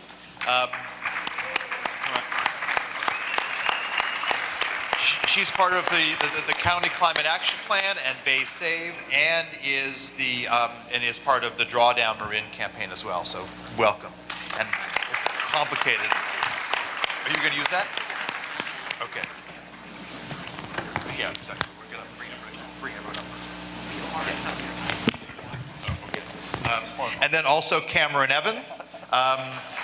Cameron's a senior at Marin School of Environmental Leadership and a dedicated environmentalist. She's worked to pass the Climate Inheritance Resolution through the San Rafael City Council, which committed the city to an ongoing youth program for climate. And she's also an intern at All One Ocean, so welcome up. It's an honor to get you up here as well. Josh Friday. Josh was actually a student of mine in what was the scariest class I ever taught, where Josh was in the class and Henry Stern were in class together. So that was a tough moment. But here we have the mayor of Novato. Thanks so much. And Josh has been an environmentalist since day one. He's president of the Golden State Opportunity Board. He's been involved in a number of efforts in the San Rafael City Council and Project Drawdown as well. And then finally, Stephanie Moulton-Peters, mayor of Mill Valley. Thanks so much. And she's on the Transportation Authority for Marin. She's part of the board of Marin Transit. She served as a smart board, and for the Marin Bay Wave project. And we'll get just a couple minutes from each. And so we'll go down the list, and we've got 3 or 4 minutes to really hear about how this is taking place locally. Great. Good evening, everyone. I hope you can hear me. Good. So we in Marin are on the front line of climate change impacts. We're already experiencing rising sea levels and increased fire danger right here, right now. Local government at the county, city, and towns are the first line defenders for the climate change impacts we are already experiencing and in pushing forward the adaptation we need to live in this new world. If we are to successfully address the challenges we face and adapt to an evolving climate, what matters most is collective action and collaboration. In October 2017, the Marin County Board of Supervisors made a commitment to dramatically reducing greenhouse gas emissions and launched Drawdown Marin, our community-wide campaign to become the first fossil-free county. Our vision for Drawdown Marin is to catalyze climate action throughout the community through an extraordinary collaboration between local government, public agencies, nonprofit organizations, businesses, and residents of all ages, including our young people. I hope you have in your hand the Drawdown Marin flyer that suggests what you should do and what you can do right now to reduce greenhouse gas emissions in the 6 focus areas of the campaign. Not only can we not delay taking action, but it's time to really hit the accelerator. It's imperative that we change the way we think and how we make decisions as individuals and as policymakers. We must act with intention in everything that we do.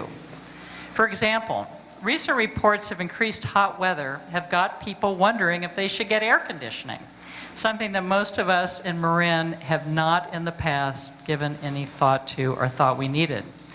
Before we buy that air conditioner, let's learn about other cooling technologies, such as air source heat pumps, so that every decision we make as consumers is made through the lens of reducing greenhouse gas emissions and protecting our environment. MCE Clean Energy, which I chair, can help us make the right, good choices, whether through energy efficiency measures or their new $1.5 million rebate program to lower the cost of installing EV charging stations at workplaces and multifamily property. And let's choose to celebrate family events by planting trees, like my good friend Marty Winter on the Belvedere City Council did when he planted 72 trees to celebrate his wife Barbara's 72nd birthday. This is what acting intentionally is all about. Finally, I want to talk about money and litigation. Many of the actions we need to take to mitigate the impacts of climate change, to address rising sea levels, and adapt to our changing world are expensive. We cannot look to the state budget to provide the funds we need to improve our infrastructure, raise or divert our roads, relocate homes and businesses from high water areas, restore our wetlands, or fortify our coastal dunes. As elected officials, it is our responsibility to protect you, our constituents, and to take every action we can to prepare for the future and to make sure that you, as taxpayers, do not have to bear the full burden of the costs. And that is why, in July 2017, the County of Marin filed a lawsuit in state court against the fossil fuel industry for damages related to the sea level rise we are already experiencing and will continue to experience in the decades ahead. It's been more than 40 years since the fossil fuel industry's own experts warned executives about the potentially severe consequences of burning oil, gas, and coal. And nearly a quarter century has passed since Exxon and others launched a massive public relations and lobbying campaign to deceive the public, the press, and policymakers about those consequences. Our lawsuit isn't trying to solve climate change. It's simply trying to hold fossil fuel companies accountable and shift some of the costs back to them for the damage they knowingly caused. We need to take action on all fronts, and the time to act is now. For us, the most important actions are those we take here at the local level. And I'm hoping that we can designate Christiana as our patron saint of climate activism and creating the local change that we need to make happen to roll up to global climate impacts. Thank you.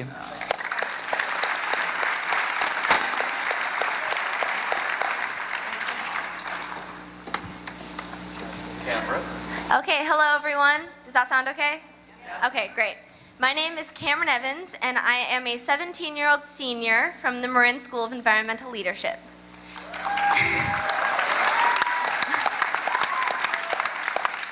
First things first, I'd like to take a moment to thank you all for being here and being supporters in the fight to secure a future not just for yourselves, but for my generation and for my children's generation. Truly thank you all. While I wish I could say that I was an internationally recognized leader, a physicist, professor, policymaker, any of the above, I sadly cannot. I am the most average of teenagers who has simply discovered the power of her own voice. I bring that voice here tonight to represent the restless youth in a growing movement to change our planet for the better.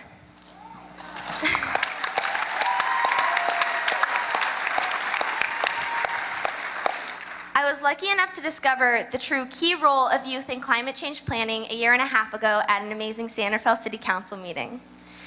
I appeared in front of the council that night hearing that they would be deliberating on whether or not to allot $27,000 to converting a portion of their energy to renewable energy from deep green from Marin clean energy. That night I appeared in front of the council to remind them that a few months earlier they had passed the Climate Inheritance Resolution, which committed them to aggressively updating their climate change action plan, creating an ongoing system for the youth to lend their voice to the matter, and of course being general leaders in climate change. I spoke to them with my huge amount, 16 years of wisdom, to urge them to see that it's not every day that a leadership opportunity comes around, and when it does, we have to take advantage of it. I was amazed to see the way that the city not only received well what I had to say, but actually valued what I and other youth advocates at that meeting were saying. It was truly amazing to see the way that another student there just stood in front of the council and said, "Is my future worth $27,000? That was the big one. I had to leave early that night because it was finals week. But the next day in class, as I read that the city had unanimously voted to allot $60,000 instead of $27,000 to converting 100% of their energy to deep green from Marin clean energy, I cried.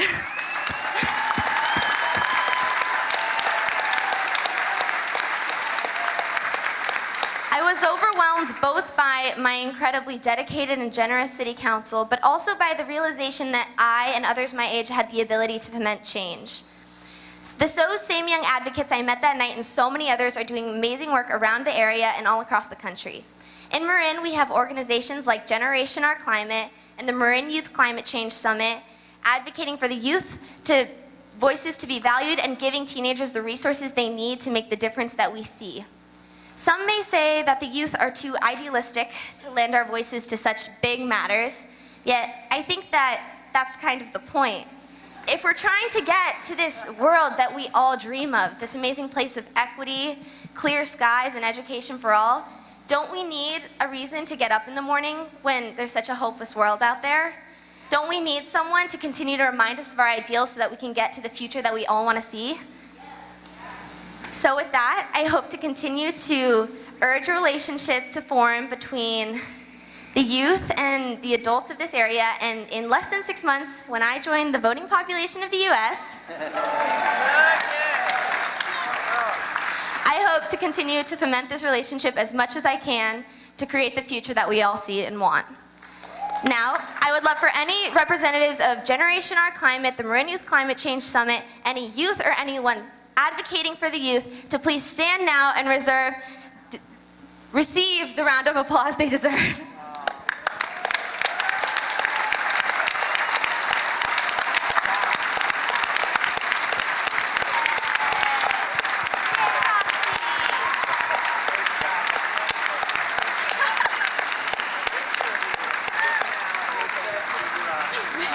Well, I think Matt said earlier he was afraid to follow certain speakers. So I'll tell you, only because this man has been a JAG, he has been worked overseas, he's worked for Novato. Josh, you have the tough job of following that.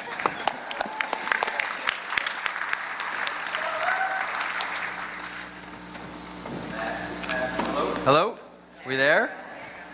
Matt, we need a new lineup here. Welcome everyone, good evening. We call you the Climate Faithful. Welcome to Marin County. And I expect to hear some cheering from the raucous people in the bleachers back there throughout this. My name is Josh Friday. It's a real honor to be here. I'm really actually here because of Professor Kammen. And he doesn't know this, but when I took the class that he alluded to, it was because Henry Stern, who is now a state senator, and I happened to be bored. Hey, is that better? When I took the class with Professor Kammen, Henry Stern, who's now a state senator, and I happened to be bored in law school, so we decided to take the professor's undergrad energy science class that dribbled in a little bit of policy work. And at the end of this is mostly scientists, students who wanted to learn a little bit about policy. And at the end of the class, we went out to dinner with Professor Kammen, and he pulled me aside and he said, "Josh, I'm so inspired, and I admire so much your passion for clean energy and climate. I really think you should stick with the policy and politics stuff." And so I joined the Navy. I went on to run Tom Steyer's climate organization, Next Gen Climate, and run for mayor. And here I am with you today. Thank you, Professor Kammen.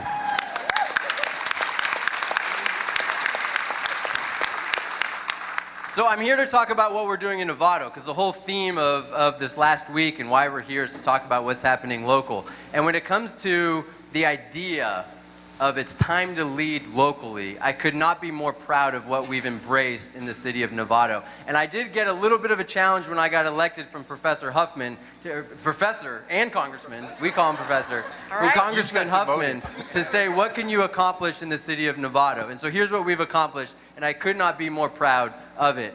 I am so excited to announce today and say to all of you today, Novato has a very aggressive climate action plan, and we are, as of today, on target to meet our 2020 climate action goals.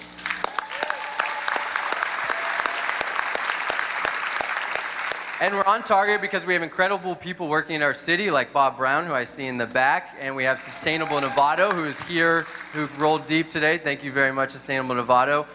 Because of the work and because of how seriousness we take this at the local level, Novato was the first city in Marin County to commit to get to 100% clean energy. That was a year ago. Take that, Governor Brown.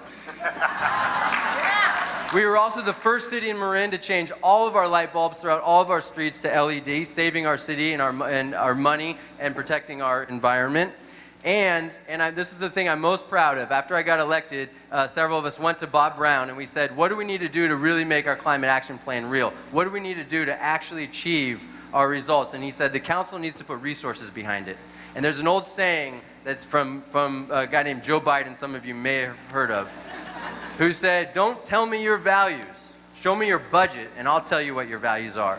And so we pushed through in the city of Novato a full-time sustainability and climate officer who wakes up every single day thinking about how to make our city more sustainable. And next week, she's hosting, and the city of Novato is hosting, a regional climate summit at the Buck Institute, where several of the people in this audience are going to be, to talk about how do we as city leaders and local leaders focus on climate change. And I'm so proud of our city for doing that.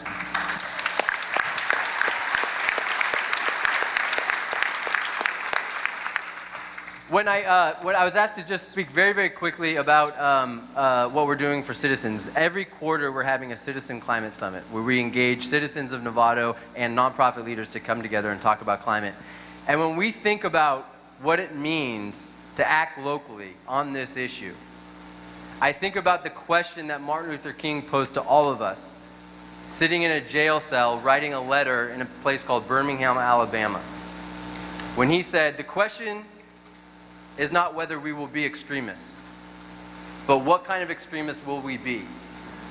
Will we be extremists for hate or for love? Will we be extremists for the preservation of injustice or the extension of justice? And ladies and gentlemen, I say to you, when it comes to climate change, we must be extremists for the extension of justice for our kids, extension of justice for the next generation, and extension of justice for Mother Earth. Thank you so much for having me. Let's go get to work.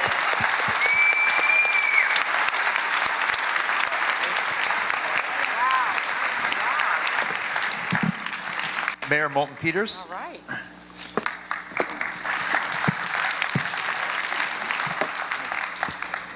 Great to share the stage with all of you and bat cleanup.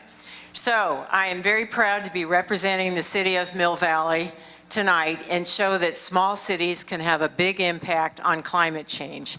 I have come back from the League of California Cities annual conference in Long Beach with a much coveted Beacon Award for Mill Valley for sustainability. This was an act of our community to reduce greenhouse gases in the community by 12%, in the city by 15%, and to get an award for our sustainability best practices. Now, this is the result of a lot of effort on a lot of people's part, and it all started when I watched my colleague Damon Connolly receive the same award 7 or 8 years ago, and I had Beacon Award envy and said, Mill Valley's gonna get one of those. And so we worked and we worked. And how did we do it? Well, we went deep green with Marin Clean Energy. We put solar panels on our community center, on our police building, and on our community rooftop, and we heat our pool with solar panels. In fact, Mill Valley is one of the largest producers of renewable energy with our panels. We did a lot of other little things, silver buckshot we like to call it. We compost, we banned styrofoam and plastic, and we got the lights changed out to LED, and we did all those things that towns do, which is really great, and they're frankly the low-hanging fruit because they're buildings and fixed facilities, and they all stay in one place so they don't move, and you can change them out. Now, what are we going to do next on the horizon to meet our Paris climate change goals? And we are on track to do that by 2020. We are going to go after the herding cats of mobility and transportation. So we know this is 54% of Mill Valley and most every other town's greenhouse gas productions. And oh my Lord, how do we get all of you to do something different besides driving gas-fueled vehicles? Well, that's our challenge. So we've got a multi-pronged strategy to get folks out of their single occupancy cars, to switch out from gas fuel to alternative fuel and electric fuel, to get folks on bikes and walking.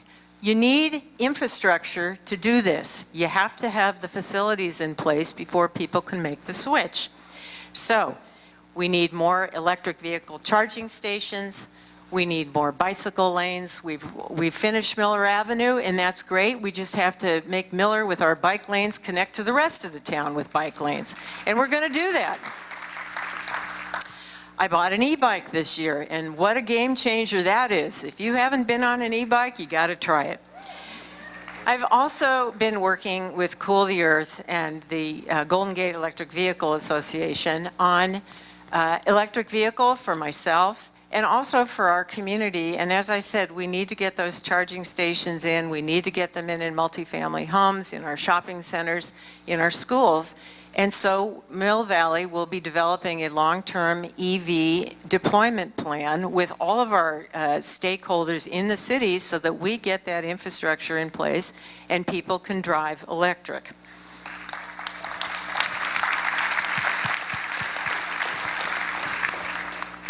So I've been asked just to say a little bit about the partnership and the collaboration that exists here in Marin County. And we are so blessed that our cities and towns and our county work together.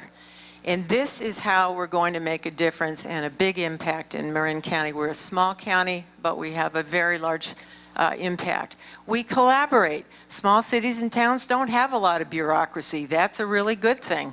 We also don't have a lot of resources, so we must share and we must have innovation hubs in our cities and towns. We have wonderful resources in the county that provides us with leadership as well as staff support.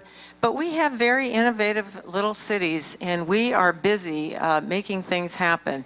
We have the Marin Climate Energy Partnership, where our planners are all working together to plan a greener future for us. We have the Marin County Council of Mayors and Council Members, where folks like myself and the other council members in the room here work together and share ideas. And we are a very collaborative county, so I think you will see good things happening in the future, and I am certainly committed to that in Mill Valley. Thank you.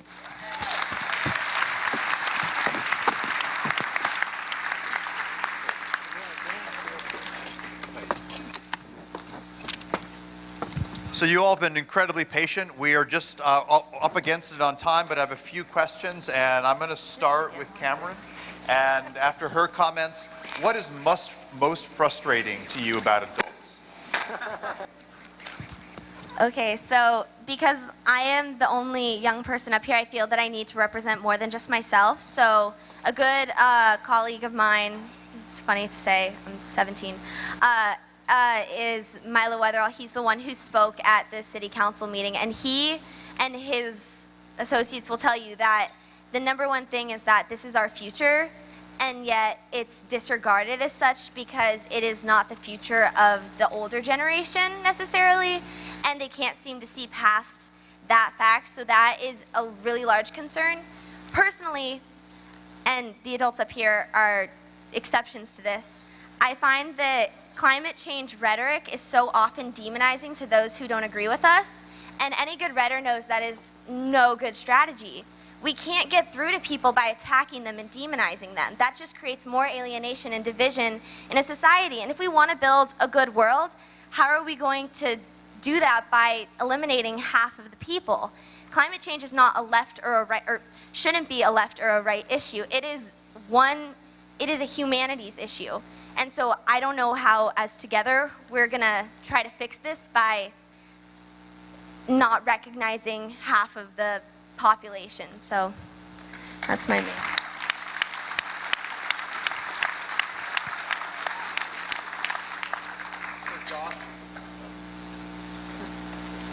For Josh and Stephanie, how do the lessons from cities scale up? These issues to go carbon-free, to invest in electric vehicles, how can those lessons go to cities around the country?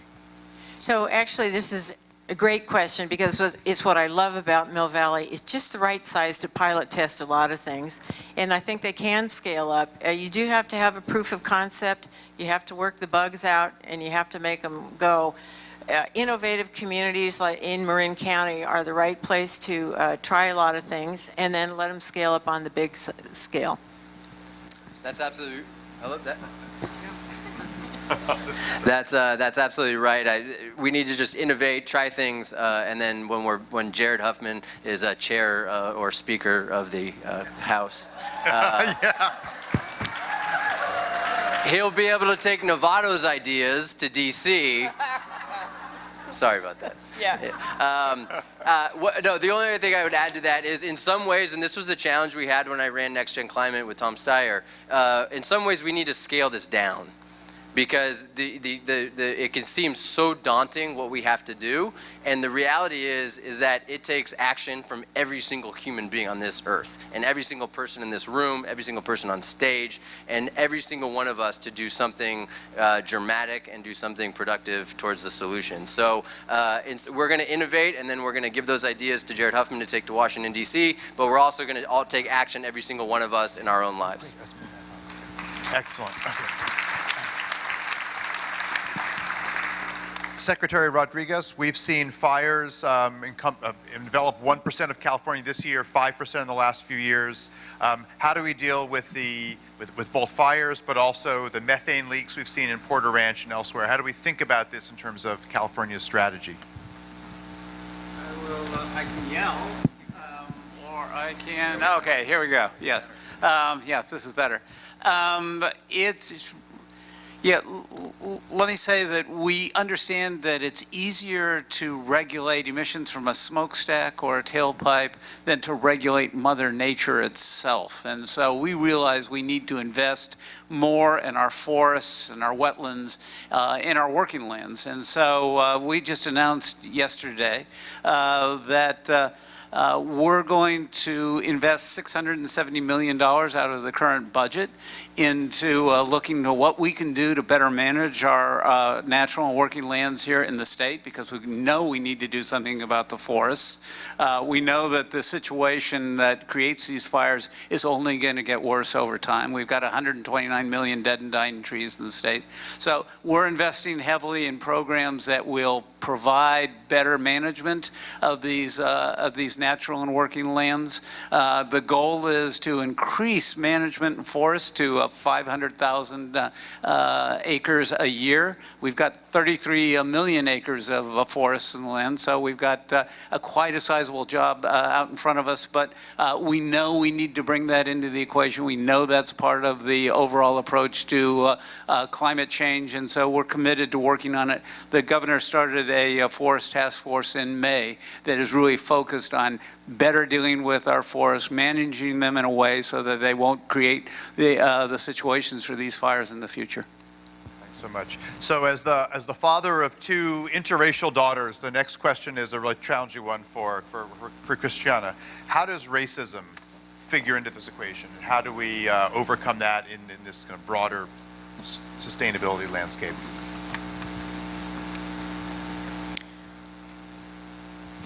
Well, I would say two things. First, racism in this country, but not only in this country, in many others, have historical roots. And I think we have to respect that, understand that, and certainly commit to never allowing it to happen again.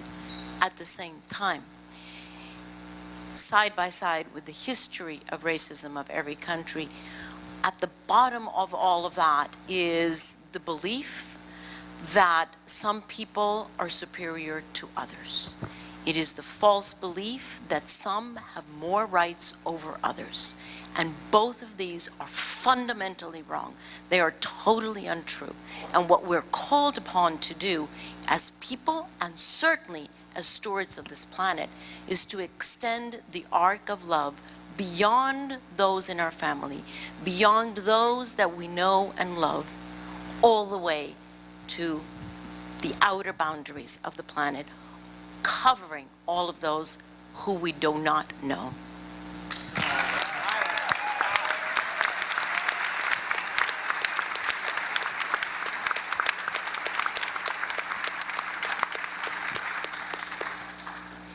This is a question for anyone here, but really I suspect it's going to come to Matt, at least in part, and that is that for all the great things in California, fracking is still legally on the table. How do we think about the benefits of natural gas? They are more complementary renewables, but the problems, the leakage rates, and so anyone to comment, but I suspect you're going to be partly on the hook for this one. Who wants to go first? You start. We're doing quick. I'll quickly make a comment. It's time to ban fracking.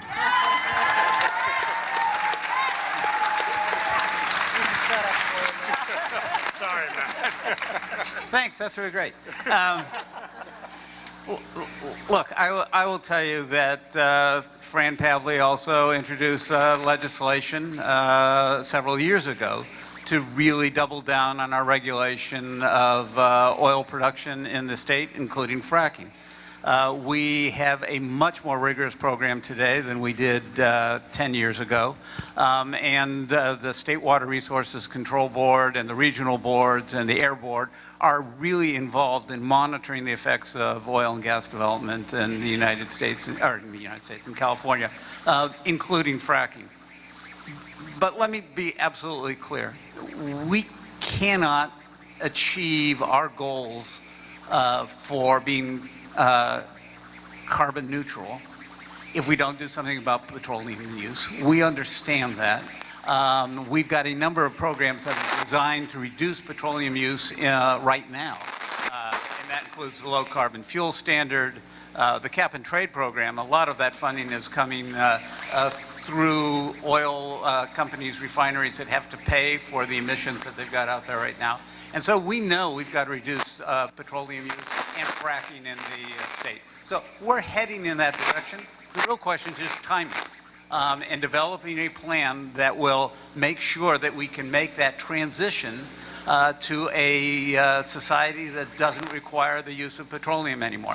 And we're working on that. We're going to get there. And in fact, I'll just give you this number. Right now, in our latest figures, our emissions in California are 429 million metric tons of CO2 a year. Our goal for 2030 puts us at around 260 million metric tons. We can't get there unless we significantly cut back on petroleum use. So it's part of our overall program. We know we've got to do it. It's just a question of the timing.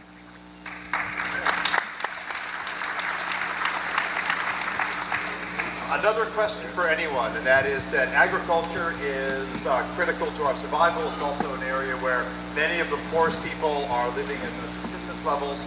What are some of the opportunities to make agriculture smart, either learning from California, making us more water smart, or working elsewhere to do a better job here? There are going to be a number of answers. We could have an entire panel on this subject, and we probably should. But one thing I will suggest is we need to support local agriculture.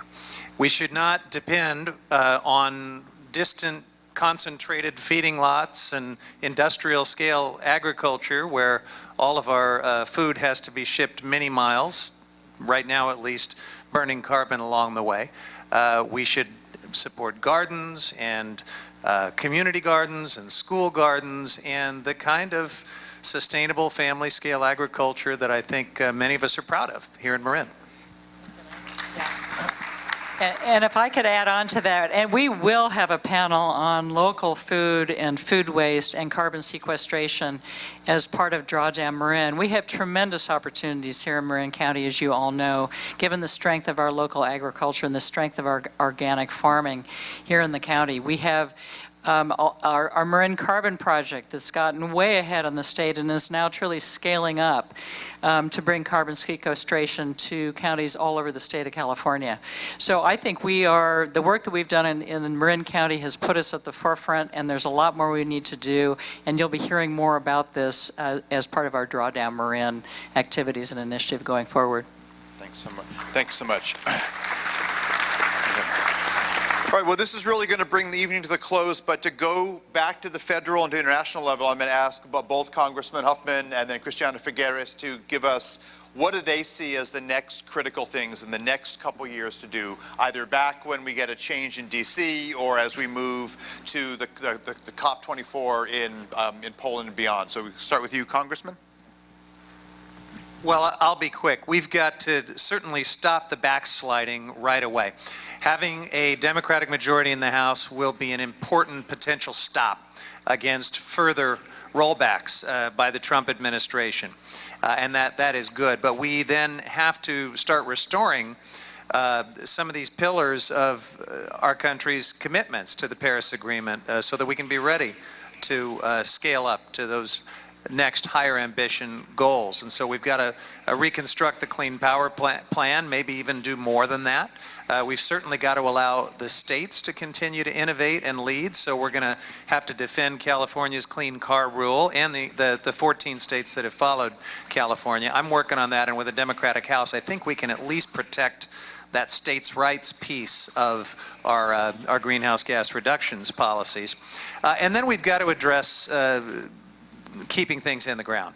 So we've got to protect the Arctic and the coastal areas where people don't want new drilling, and yet the Trump administration is trying to bring it to them. So stay tuned for lots of activity in a Democratic Congress to try to maybe undo the drilling plan that they slipped into their tax bill last year for the Arctic Refuge, and other ways in which we can protect the Arctic and other parts of our outer continental shelf, including permanent bans on new drilling off the West Coast.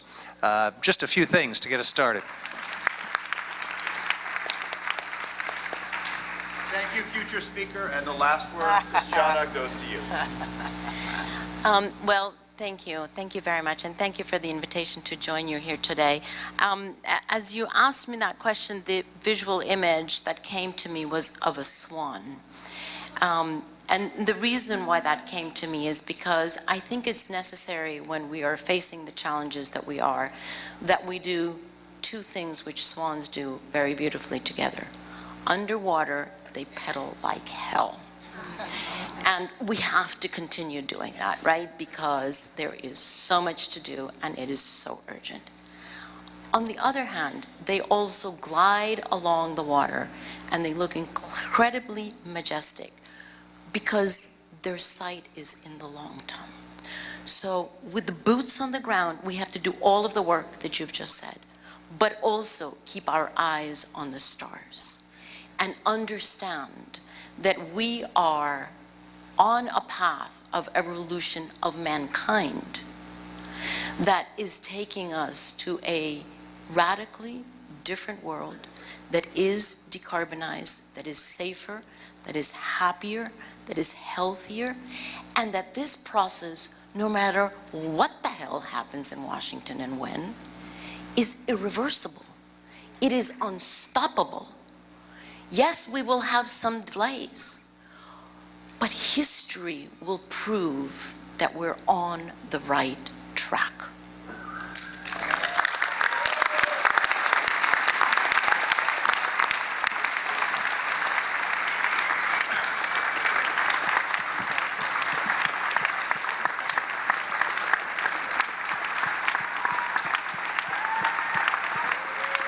Thank you to this exceptional panel, and thank the audience and the wonderful high school volunteers and our hosts.